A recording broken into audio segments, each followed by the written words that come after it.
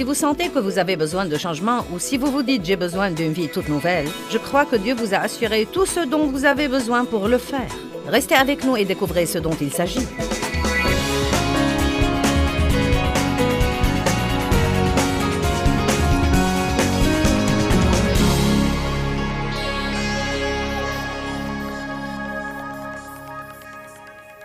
Eh bien, le plus grand changement de tous, 2 Corinthiens 5, 17, le plus grand changement.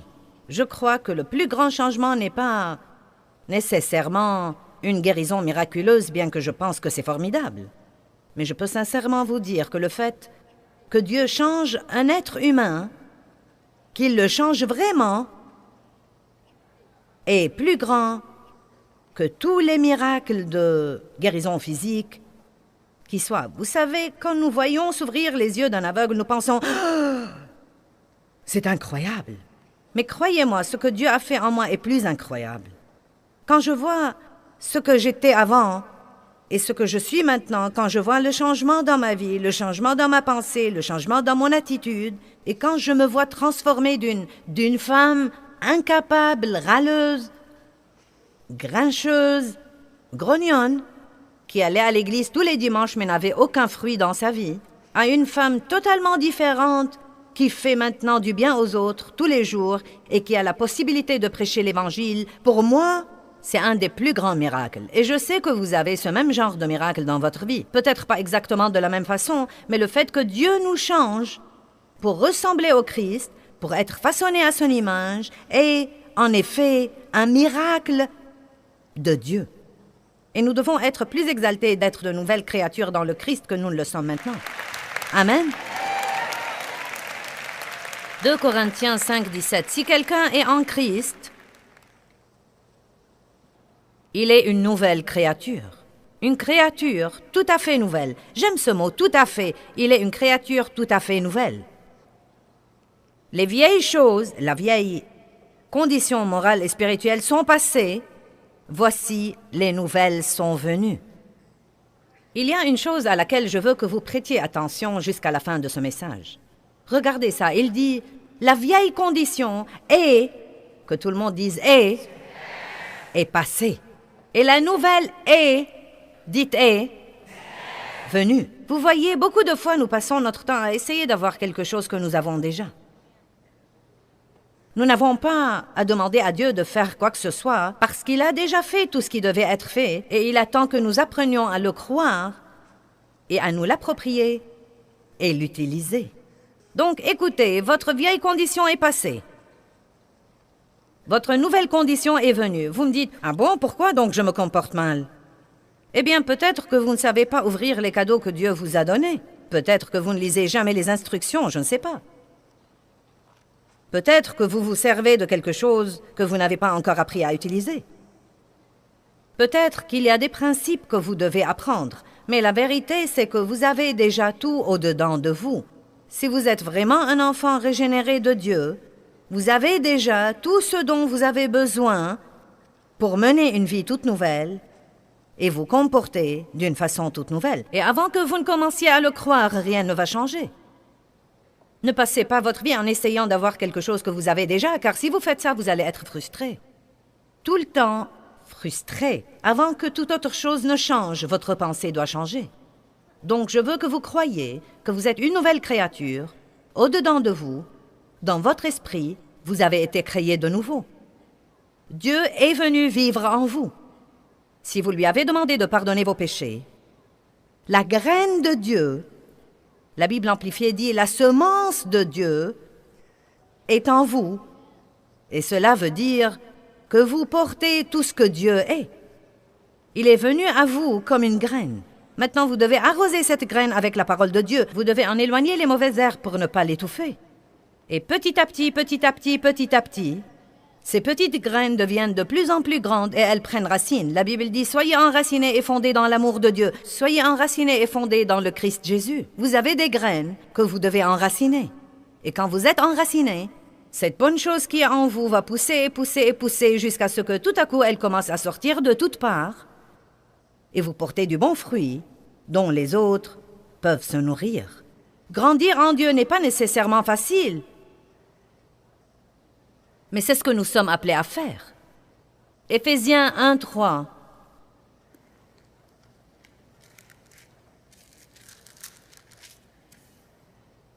Que la bénédiction, la louange, la gloire et le mérite soient à Dieu, le Père de notre Seigneur Jésus-Christ, le Messie, qui nous bénira peut-être un jour. Non? Bon, essayons de nouveau. Béni soit Dieu, le Père de notre Seigneur Jésus-Christ, qui, si nous faisons de gros efforts,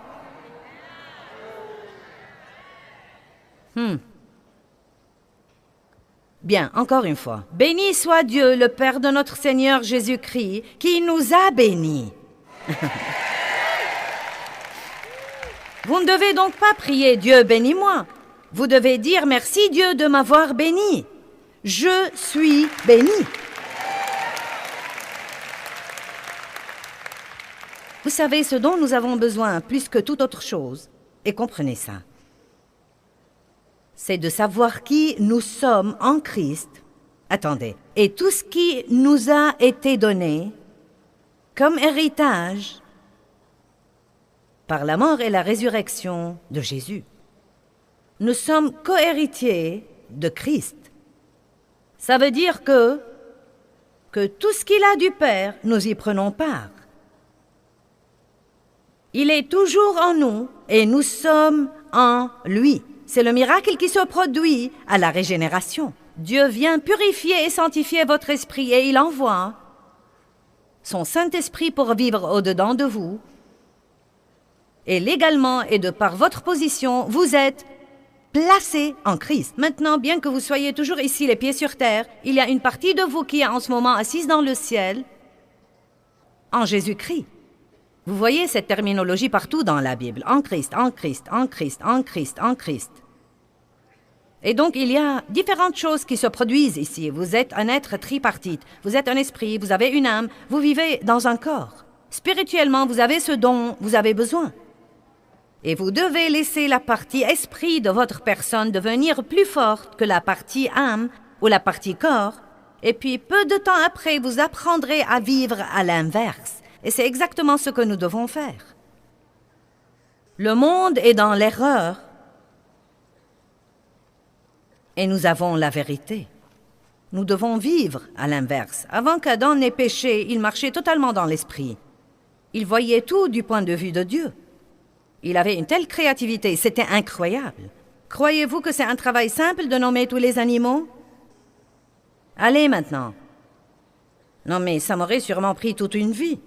J'aurais été à court d'idées au bout d'1 ou de 2 heures. C'est incroyable la créativité qu'il avait, la puissance qu'il avait. Il vivait vraiment comme il faut. Son homme spirituel avait l'ascendant. Mais quand il a péché, il est mort spirituellement. Il n'avait plus cette relation avec Dieu. Et désormais, son âme et son corps ont commencé à mener. Et nous le savons, car la première chose qui est arrivée, c'est qu'il a commencé à vivre dans la crainte et il a commencé à se défendre. Il a commencé à essayer de se couvrir et de répondre à ses besoins. Il n'avait plus cette relation avec Dieu. Dieu nous a tellement aimés qu'il a immédiatement proposé un plan de rédemption. Il a immédiatement mis à exécution un plan de rédemption. Et c'était d'envoyer son Fils unique dans un corps humain pour qu'il prenne sur lui tous nos péchés et assurer, une fois pour toutes, aux enfants de Dieu un moyen d'avoir toujours une relation étroite et intime avec lui. Mais ceci est par le Christ. Satan ne peut empêcher aucun d'aller au ciel à moins que la personne ne veuille aller en enfer.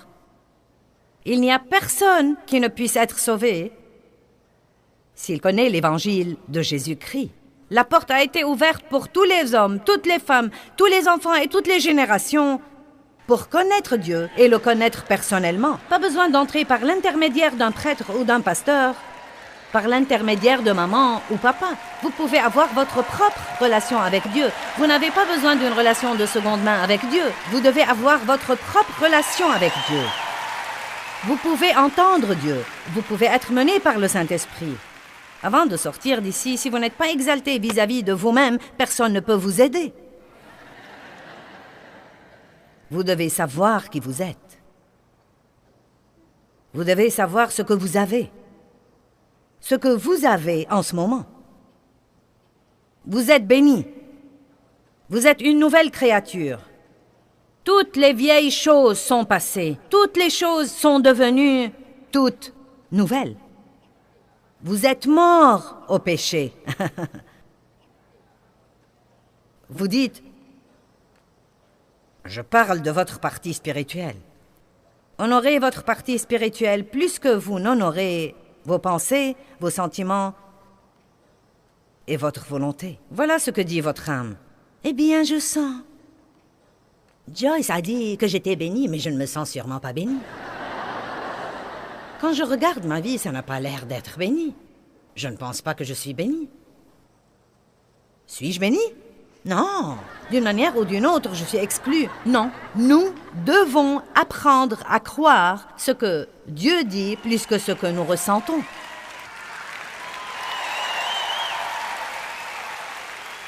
Pourquoi vous ne prenez pas la décision de laisser vos sentiments faire ce qu'ils veulent faire? Mais vous allez croire Dieu. Arrêtez de vous incliner devant vos sentiments et de les laisser vous gouverner. Vous pouvez vous sentir fâché contre quelqu'un et cependant lui parler et le bien traiter. Peut-être que vous pensez en ce moment, « Oh, je ne peux pas faire ça. Si vous pouvez. Si vous pouvez.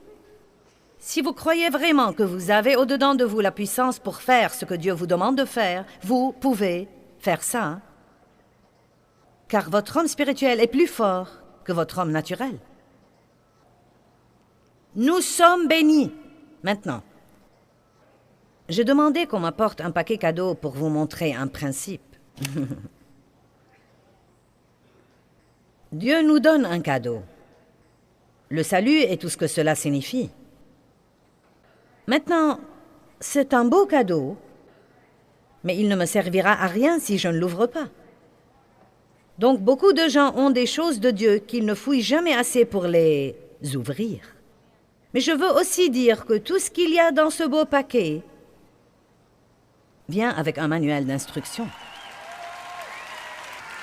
Maintenant, si je n'arrive jamais à faire marcher la chose comme il faut, parce que je ne veux pas lire le manuel d'instruction, à qui est la faute?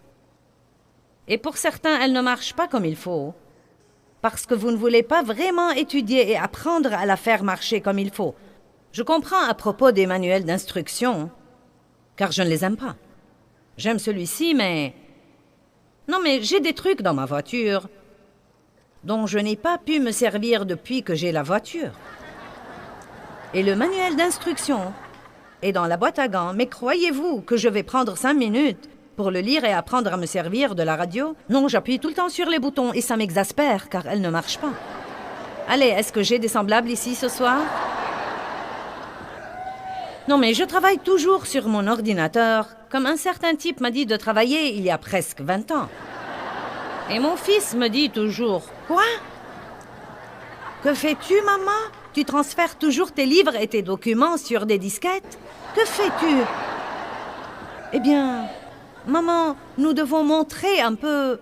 Je lui dis, je n'ai pas le temps pour ça maintenant. Et je sais très bien que je pouvais économiser beaucoup de temps et que ce serait tellement plus facile. Mais je ne veux pas étudier le manuel d'inscription. Quelqu'un sait dans cette salle de quoi je parle ce soir? D'accord. Mais nous ne pouvons pas faire de même en ce qui concerne notre vie spirituelle.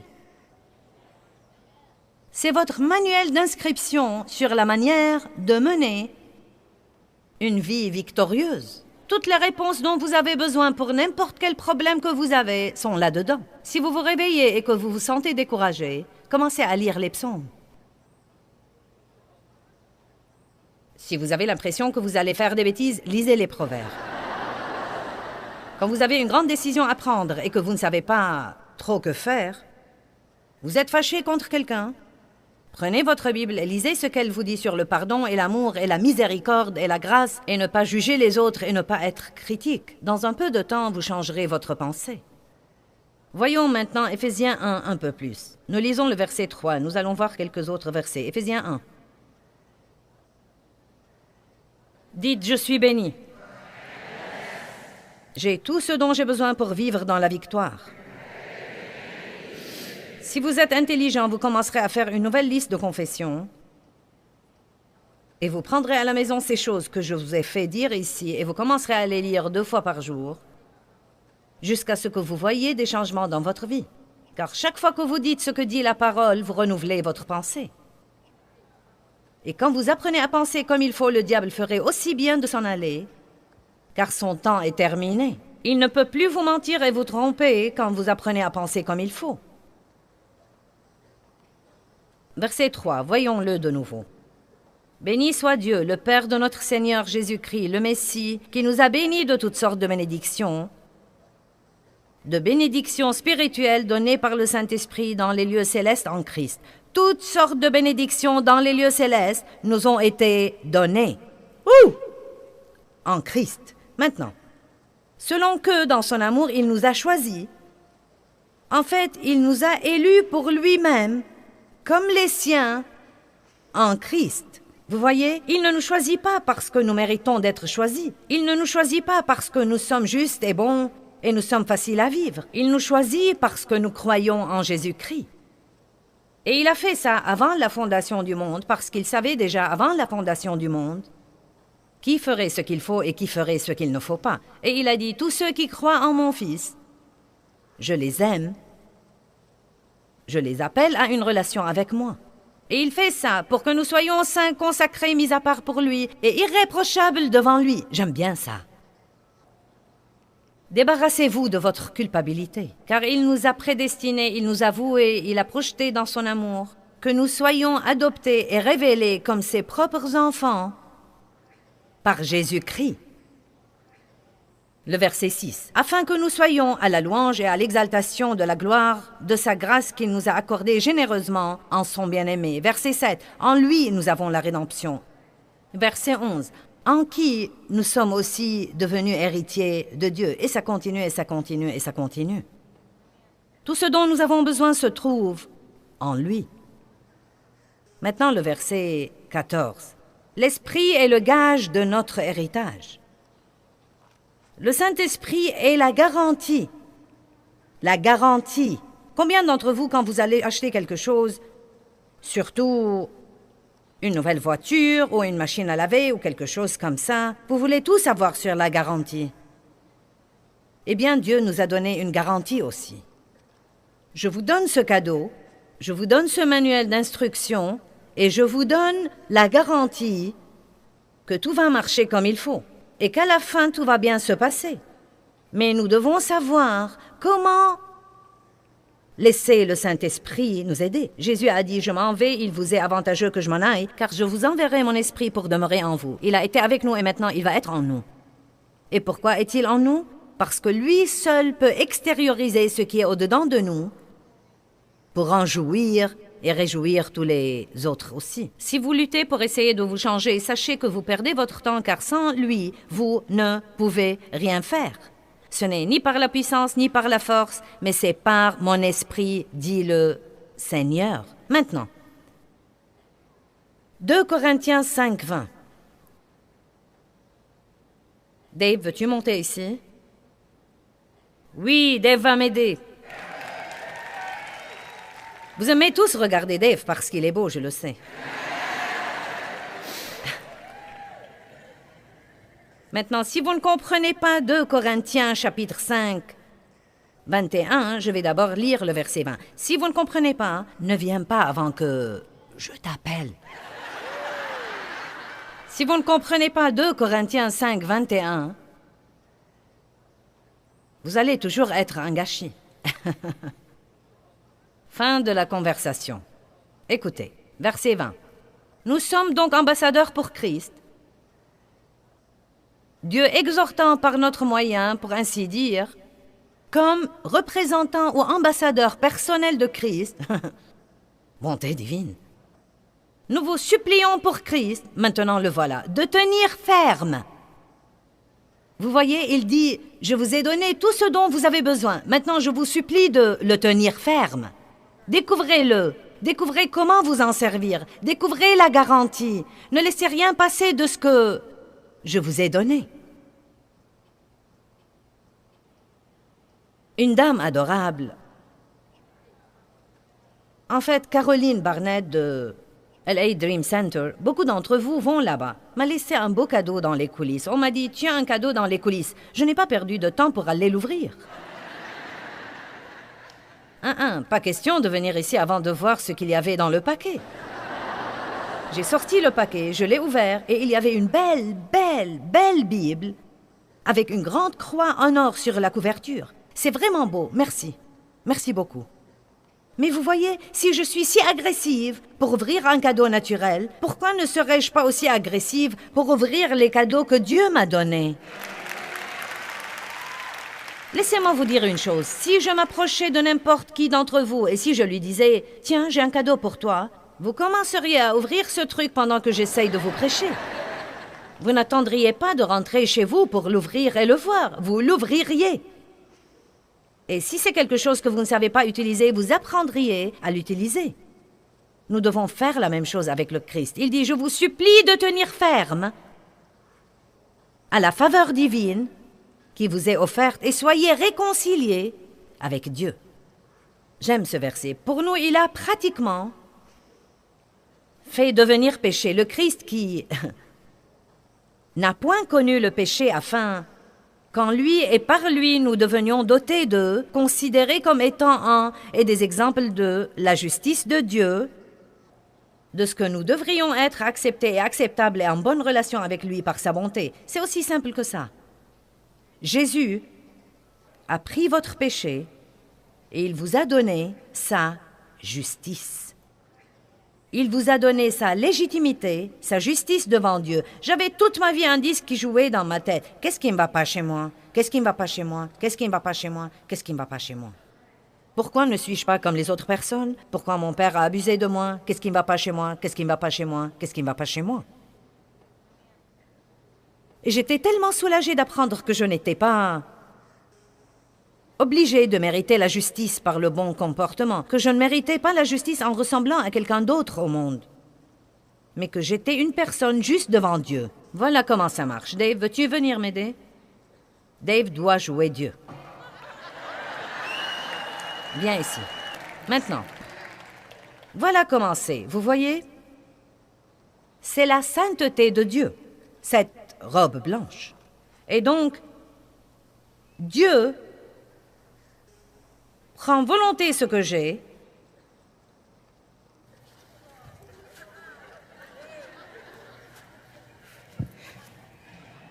qui représente mon péché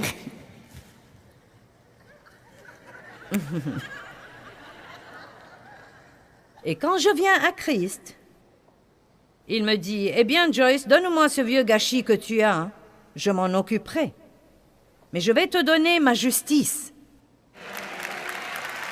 Il me la donne, tout simplement. Attends une seconde. Hé, attendez! Dave, viens ici!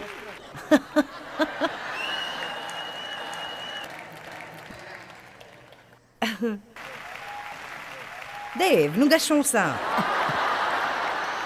Mais, Tiens, écoutez-moi. mets ceci, mets cette robe de justice. Je te la donne. Elle est un peu large pour toi. Mais je vais t'aider à la remplir. Aie confiance, en peu de temps, elle t'ira parfaitement. Merci. Oh, je t'en prie. Maintenant. Oh, à propos, cela signifie que tout ce que je te dis de faire, tu dois le faire. Il a inventé cette partie, je ne lui ai pas dit de le faire. Bien, écoutez, j'essaye de vous faire comprendre toute cette affaire, vous voyez? Vous lui donnez votre péché, il vous donne sa justice. Mais quand vous la prenez, elle sera trop large pour vous. Et vous devez grandir pour la remplir.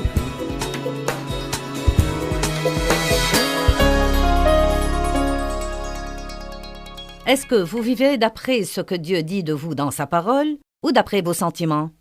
Romains chapitre 8, verset 8 dit « Marchez selon l'esprit et vous n'accomplirez pas les désirs de la chair. » C'est les sentiments. Nous pouvons avoir un sentiment, mais nous ne devons pas nous incliner devant lui et le laisser gouverner nos vies.